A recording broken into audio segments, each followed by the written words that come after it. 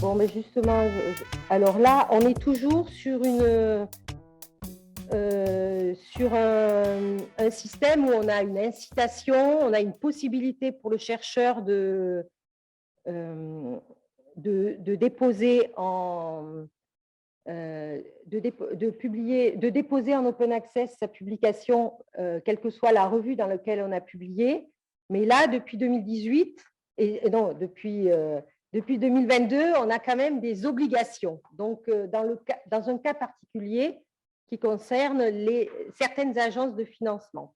Donc, il faut savoir qu'en 2018, c'est-à-dire 2 ans après notre loi pour la République numérique, il y a eu une initiative européenne, la coalition S, qui regroupait initialement 11 organismes nationaux de financement de la recherche, qui avait pour objectif de viser à accélérer la transition vers un accès complet et immédiat aux publications financées sur des fonds publics.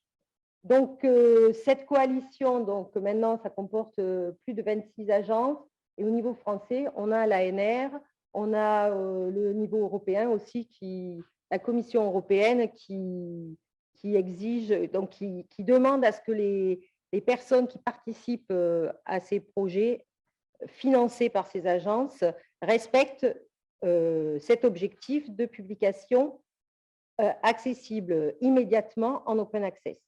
Donc, le plan S, il devait s'appliquer à partir de 2021, mais finalement, il s'applique depuis janvier 2022.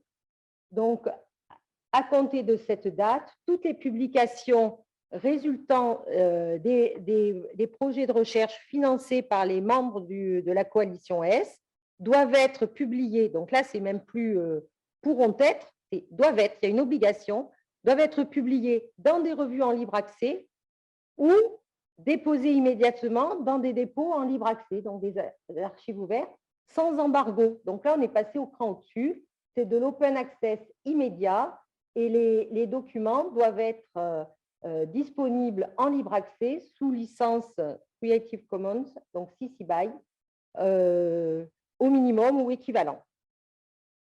Donc, on vous a parlé des différentes voies les différentes voies possibles pour rendre accessibles en libre accès les publications. Donc, on publie soit dans une revue nativement en libre accès, donc c'est ces fameuses revues Gold, soit des publications, soit on publie, on ne change pas la revue de publication, donc on choisit une revue prestigieuse, comme vous voulez.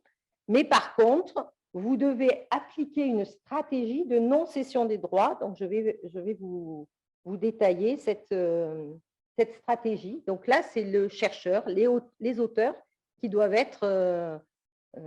qui doivent négocier avec l'éditeur. Donc, on ne vous envoie pas au casse-pipe. Hein. Il y a quand même les agences de financement ont contacté les principaux éditeurs en leur disant, voilà, à partir de 2022, les auteurs qui publieront chez vous et qui, à partir de projets financés par nos agences, vont vous demander une exception. Donc, on va voir comment ça se passe.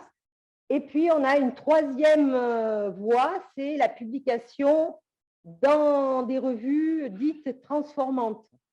Donc, en fait, c'est des revues qui sont sur abonnement, qui ne sont pas encore en open access, mais qui sont en cours d'évolution vers de l'open access.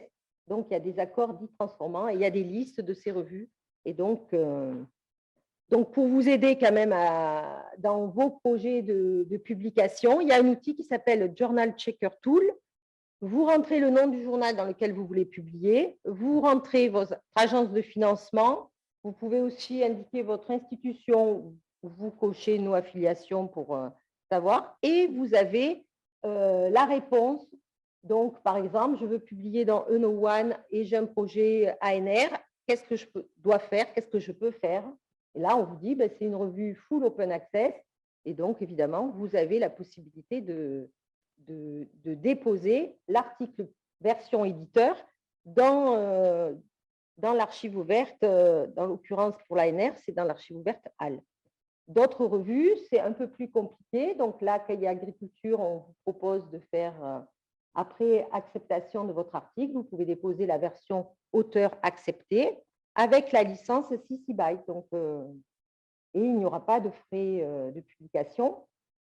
La majeure partie des revues sur abonnement, ben, vous allez devoir appliquer ce qu'on appelle la stratégie de non-cession des droits. Et donc là, il va falloir que vous négociez, c'est-à-dire que on vous explique un peu voilà, la démarche qu'il faut faire. Et la dernière phrase, c'est si jamais l'éditeur finalement refuse, ben, vous allez publier ailleurs. Donc ça, c'est souvent, c'est assez difficile à la fois pour le chercheur de repenser son projet de publication, mais aussi l'éditeur ne va pas vous laisser partir si c'est un bon article. Donc, souvent, il va vous proposer d'aller publier dans la revue qu'il a faite en open access, où il va essayer de vous proposer des solutions. Mais surtout, voilà, ne payez pas n'importe quoi. Donc, voilà la stratégie de non-cession des droits. En anglais, c'est le Right Retention Strategy. Donc, c'est quelque chose qui va permettre aux chercheurs qui décident de publier dans une revue sur abonnement de conserver l'intégralité de leurs droits de propriété intellectuelle grâce à l'application de la licence Creative Commons sur le manuscrit accepté pour publication.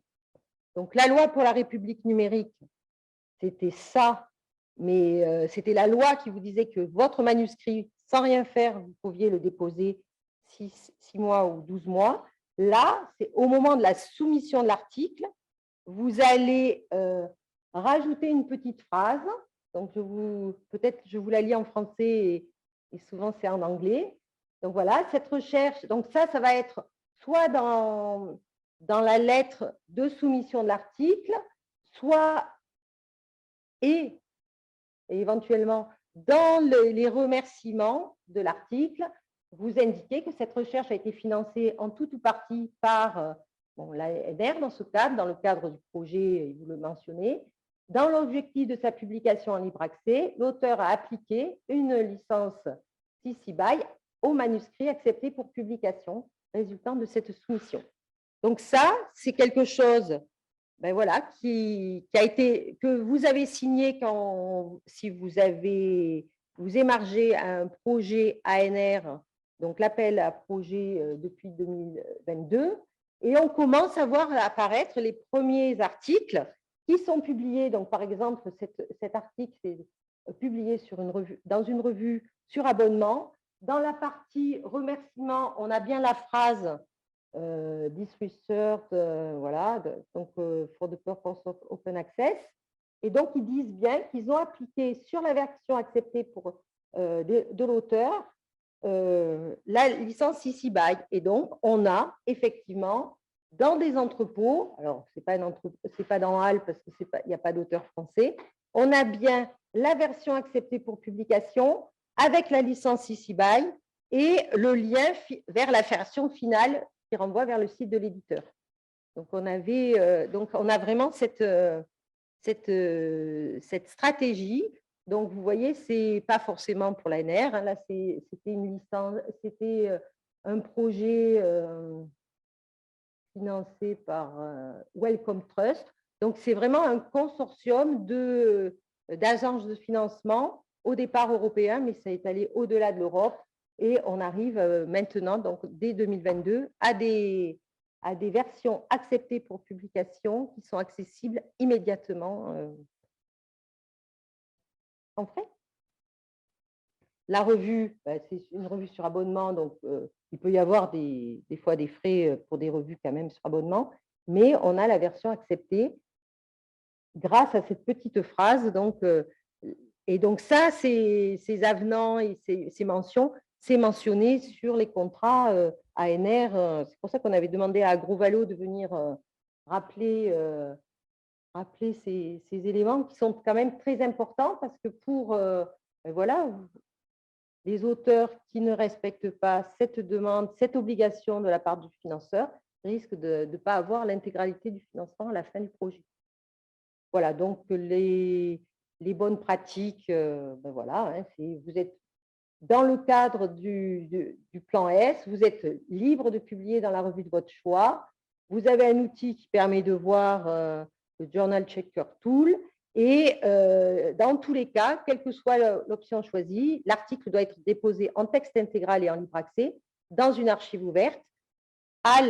L'ANR impose HAL, et donc ça peut être, on va parler là juste après, le portail HAL INRAE ou HAL Institut Agro, et de toute façon, voilà. Donc la diffusion doit être immédiate, sans embargo et sous licence ouverte, mais voilà, c'est la version acceptée, donc il faut retrouver ou ne pas égarer. Voilà. Et petit rappel que les frais de publication des revues hybrides, donc on n'en a pas trop parlé tout à l'heure, les revues hybrides, c'est les fameuses revues sur abonnement qui vous proposent, moyennant un petit paiement supplémentaire, de rendre accessible en open. Ne seront pas pris en charge par l'organisme de financement. Voilà, et il y a une enquête en cours, mais c'est le démarrage, hein, pour mesurer l'impact du plan S sur les pratiques des publications scientifiques. Donc, on verra ce que ça donne, mais on commence à voir apparaître les premières publications qui ont, les auteurs qui ont mis ce petit avenant et qui, du coup, diffusent en libre accès leurs publications libre accès immédiat. Voilà.